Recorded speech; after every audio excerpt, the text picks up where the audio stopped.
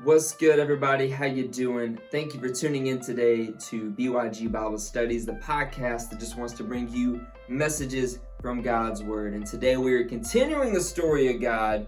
Got a good one today, looking at the book of Esther and what we can learn about that, kind of talking about taking risk, kind of talking about God and is He at work in this world? Is He doing anything? Is the world just full of coincidences, or God who's behind the scenes pulling all the levers and ropes and things? So we're going to get into that today, so let's go ahead and get to it.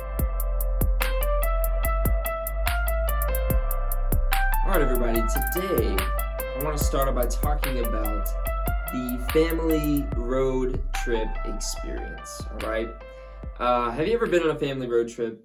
And if you have, then you are going to relate very well to what we're about to talk about. And if you haven't, well, then you will see that you are probably better off. But a family road trip is a very interesting thing, right? Because in a way, it's one of the most uncomfortable things you can go through, right? But also it has a beautiful unifying aspect to it, to your family. All right, so think about this real quick. All right, you have the driver, and I want to point out the driver first because, man, do they have it rough. Okay, one, they're the person who has to stay awake the longest and try to, stay focused on the road, and they have to deal with everybody else's frustrations. They deal with all the backseat driving. They deal with, if there's bumps in the road, people just somehow find a way to blame them, not the road, and then they got to deal with people asking to go here and there, to stop. If they, somehow get a mishap with the GPS, then they're terrible at directions, and now they're lost. It's all their fault, It's really rough on the driver. But then, it's just because it's rough on everybody in the car, all right? It's rough on everybody, all right? It's not comfortable to be in the car like that for so long, and usually you're squished because you got people and items all packed into one thing. It's not super comfy, all right? I know that there are some people who have found a way to have their TVs in the car and play their video games. I remember once witnessing people put in a flat screen TV into a van, hook up their Xbox, and play Fortnite. All right, that was shocking, but it happened. And I've been there, I've had things, I've had games, but even with all of those things, it's still uncomfortable. It's still not the most fun thing in the world. But even if that's going on, even if it's uncomfortable, it still has a unifying aspect, because afterwards, not during, because during, you and your family are like at each other's throats, okay? You can't stand them anymore. You've been in the car together so long. But maybe a year passes by and you get to look back together and be like, man, you guys remember that? You remember that road trip? You remember when this happened? And we got lost, or we stopped here, or so-and-so did that and, spilled that in the car. You remember that? Man.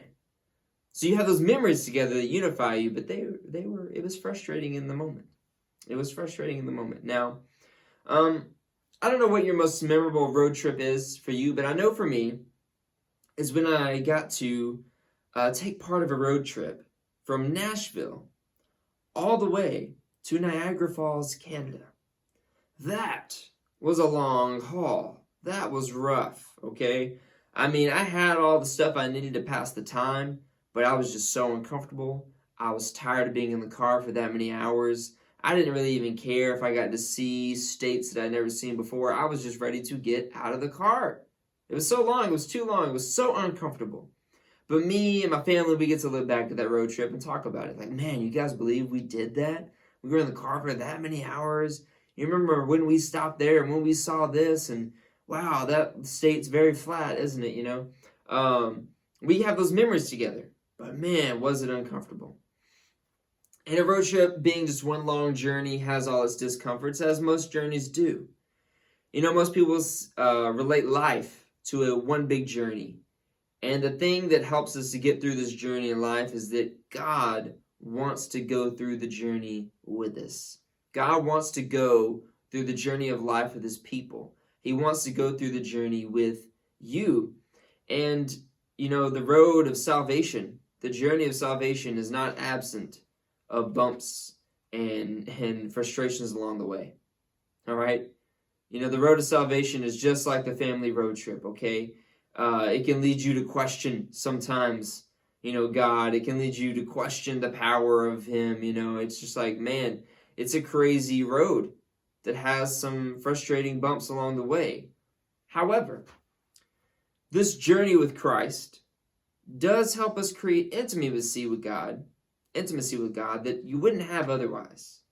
If you didn't have those bumps along the way, you wouldn't have as great of intimacy with God. They're almost necessary to having that strong relationship with God in this journey, in this road trip.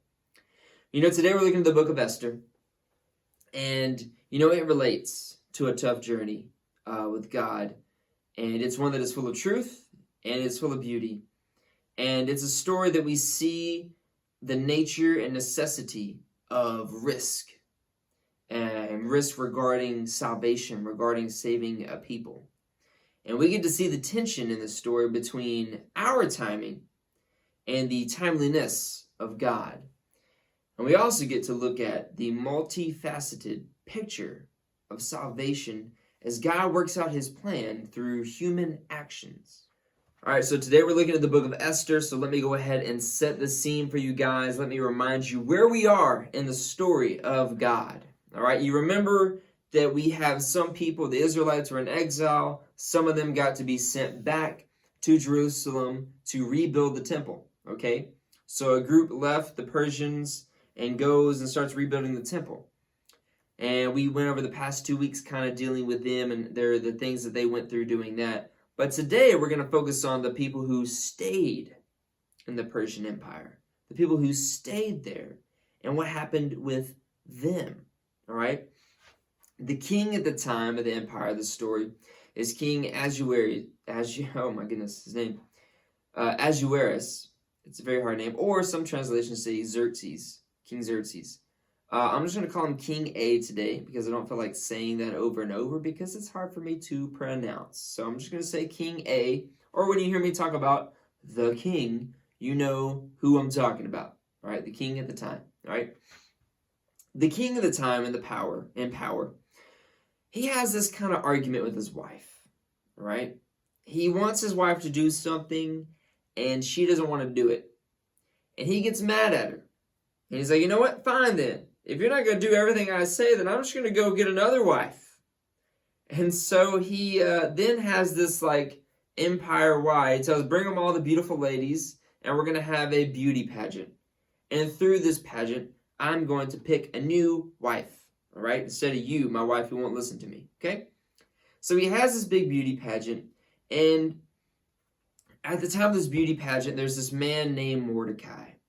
Mordecai hears of this thing happening, and Mordecai has raised his niece most of her life, her name being Esther. Now, Esther's parents passed away, and so she was raised by her uncle Mordecai. Mordecai, upon hearing this pageant happening, thinks of his niece Esther because a lot of people talk about how beautiful of a girl she is. So he's like, you know what? If we put her in this pageant, there's a chance she could win, a chance that she could become a wife to the king and be set for life. And then we have one of our people in that position of power. That's important, okay? So Mordecai does this. He leads her to go in there and go into the pageant. He tells her, don't reveal to them that you are a Jew. Don't let them know that you're Jewish, because the Jewish people at this time are exiles. They're slaves in this land, okay? So they don't have that kind of respect that non-Jewish people have, okay? So he says, hide your identity as a Jew. And sure enough, Esther wins the pageant, and the king chooses her as his new wife and makes her king and banishes his old wife from his presence. Very interesting guy, isn't he? What a winner.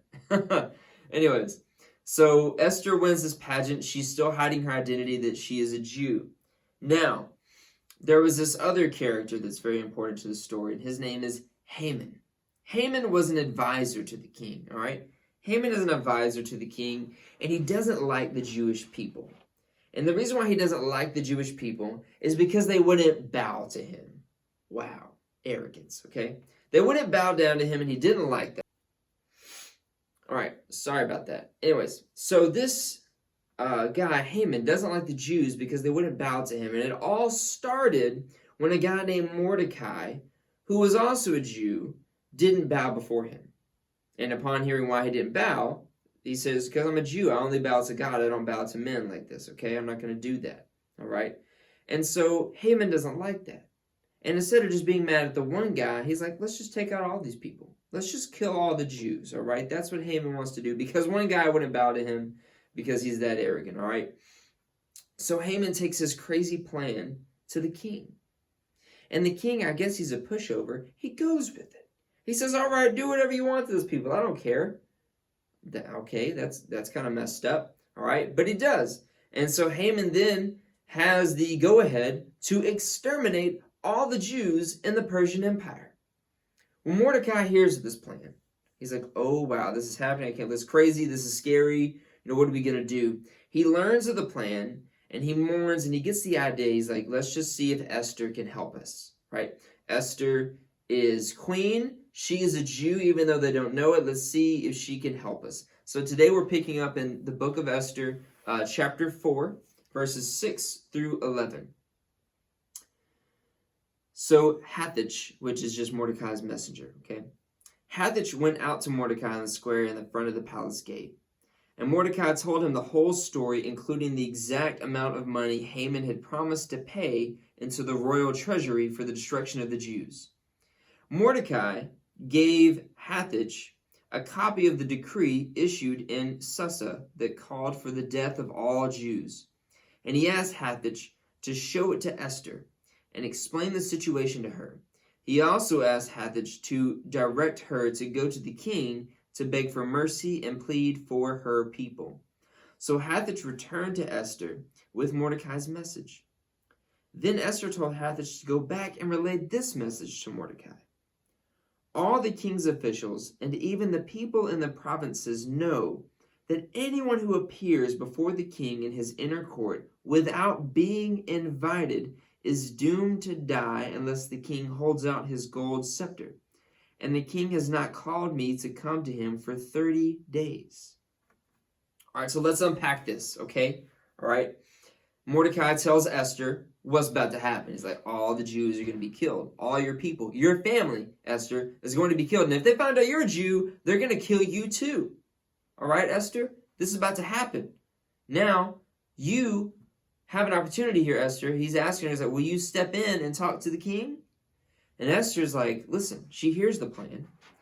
And she immediately goes to the risk, the bad thing that could happen to her, which is what we'd all do, right? Because she's saying that if she steps out and tries to take this chance to save her people, her family, that even though, yes, she is the best candidate for the job because she is closest to the king. However, remember, king doesn't know she's a Jew. King does not know she's a Jew. So if she does this, she has to first reveal who she is. She has to first be like, oh, by the way, the queen is a Jew. I'm Jewish, So she has to do that first.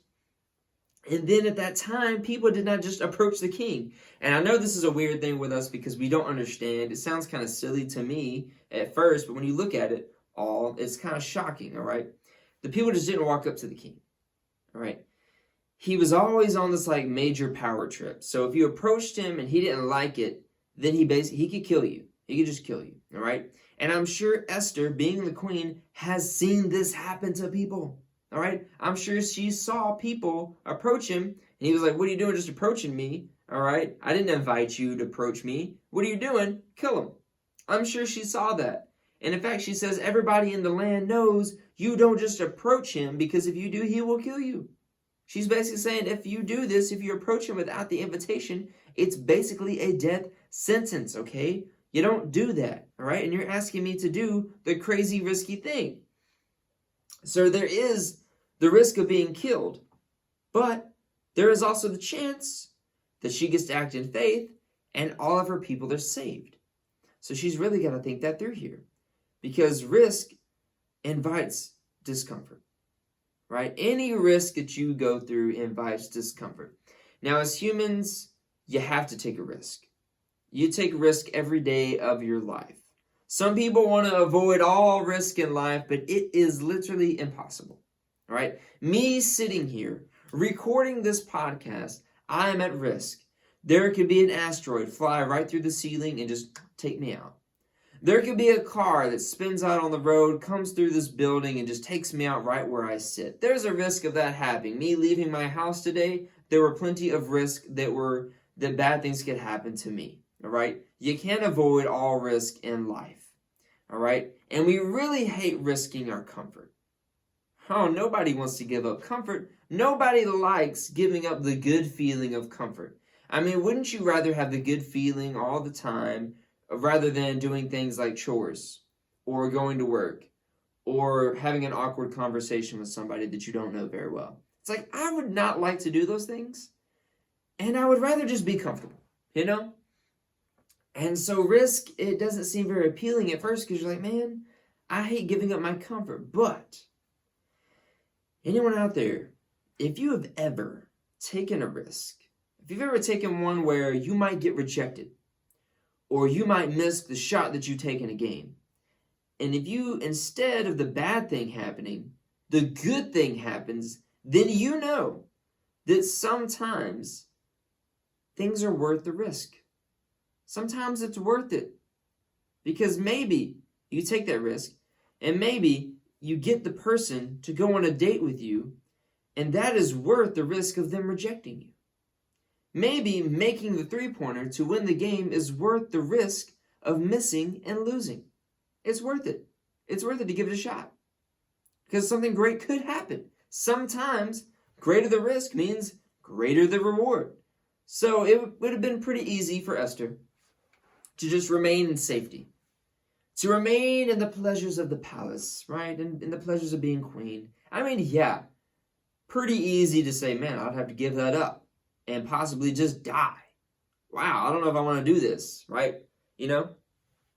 She was doing what we all go through, where we are pulled to our comfort. Where in life we are pulled to stay and remain in our comfort. But thankfully, the power and work of God sometimes kicks us in the butt. It helps us overcome our selfishness and want to remain in comfort to do amazing things. And Esther was being called to put her life in God's hands, to trust Him and take the risk. And the risk is noble and beautiful because it isn't just for her own sake. In fact, she's risking her own sake for the sake of her people.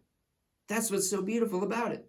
When you take a risk of maybe harming or going out of harm's way or maybe losing your comfort in order to benefit someone else, risk is more worth it, and it's better. It's more beautiful, right? I mean, if you're a follower of Christ, then you take risk. If you are a follower of Christ, part of being in that role is you take risk. And taking a risk is just part of following Jesus. I mean, Jesus says that a follower of His is someone who denies themselves and takes up their cross and follows Him. Someone who gives up ownership of their life, loses their life for His sake. That's somebody who's a follower of Christ. That's us. And as we follow Jesus, we take the risk of being mocked. You take the risk of being mocked for your choices. Maybe to not participate in something because Jesus has changed the way your heart sees that thing. You see it differently now. Now you have the risk of being mocked. You have the risk of getting uncomfortable because you're trying to follow what He is leading you to do. You know, when we take out the time to help people, others might reject us because of what we do for them, because of who we hang out with. People might not like that, but that is the risk we're willing to take for helping and rescuing these other people. That's just part of who we are. And as I talk about that, let me ask you a very important question. When was the last time you took a risk for God? All right, so let's continue here in the story of Esther. We're looking at Esther chapter 4, verses 12 through 16. All right, so we have the continuation of this conversation between Esther and Mordecai, and we're going to see what does Esther do when she's faced with this big risk and this chance to save her people. So verse 12. So Hathach, the messenger guy again, gave Esther's message to Mordecai. And Mordecai sent this reply to Esther. He's like, don't think for a moment that because you're in the palace, you will escape when the other Jews are killed. If you keep quiet at a time like this, deliverance and relief for the Jews will arise from some other place. But you and your relatives will die. Who knows if perhaps you were made queen for just such a time as this? And then Esther sent this reply to Mordecai. Go and gather together all the Jews of Susa. All right. And you guys pray and fast for me. Do not eat or drink for 3 days, night or day. My maids and I will do the same. And then, though it is against the law, I will go in to see the king. If I must die, I must die. So, wow, we got this decision here by Esther to do it. She makes the decision here to take the chance to save her people, to take the risk of her life to save the lives of her people. And you know, some people might think it's funny that Mordecai and Esther just find themselves in the right place at the right time. You know, before I mentioned that this book never once mentions the name of God.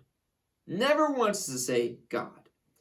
And that's just a literary style of the writing here. That's just the author wants you to be looking out for what God is doing. All right, this is just how he's writing the book. He's wanting you to focus on that. So that maybe if you get in the practice of looking for God in this story, you get better at looking for God in your story, your life.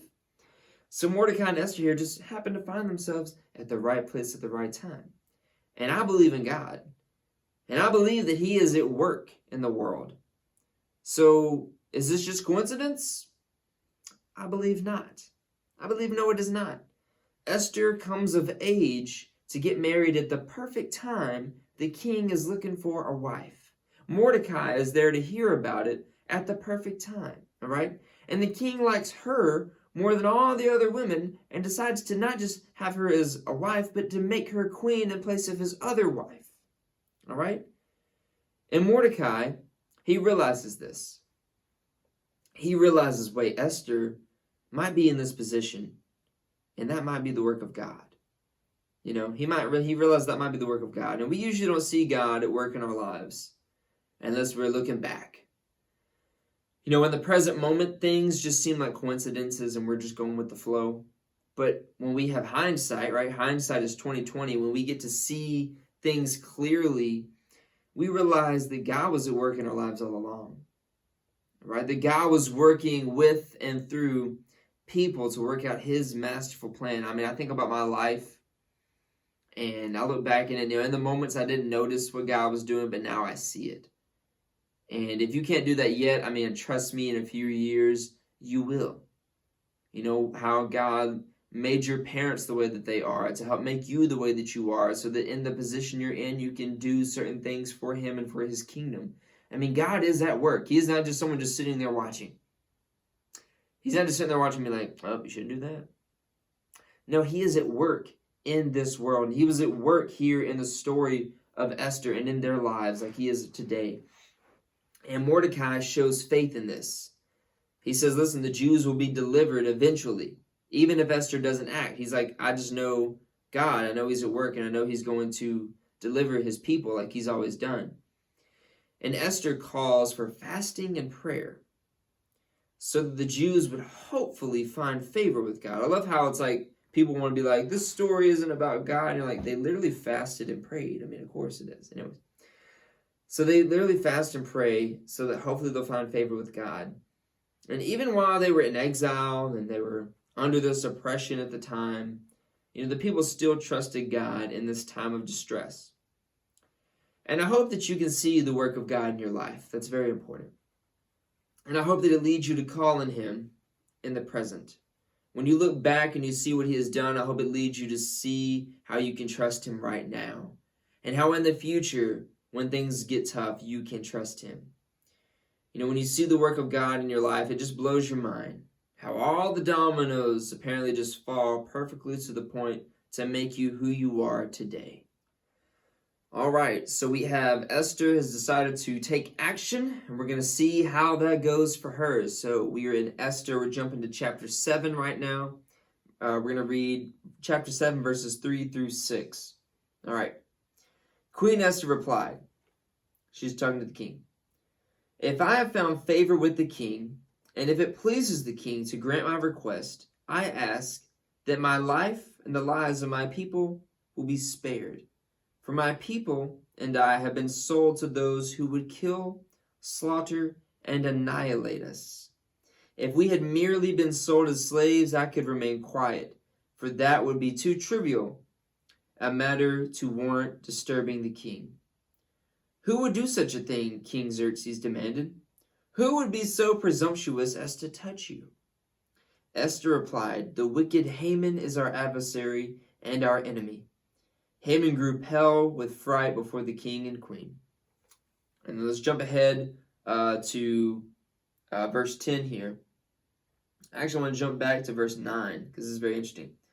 Then Harbona, one of the king's eunuchs, says, Haman has set up a sharpened pole that stands 75 feet tall in his own courtyard, and he intends to use it to impale Mordecai, the man who saved the king from assassination, and then impale Haman on it, the king ordered. So the king orders is like, instead, impale Haman on that pole.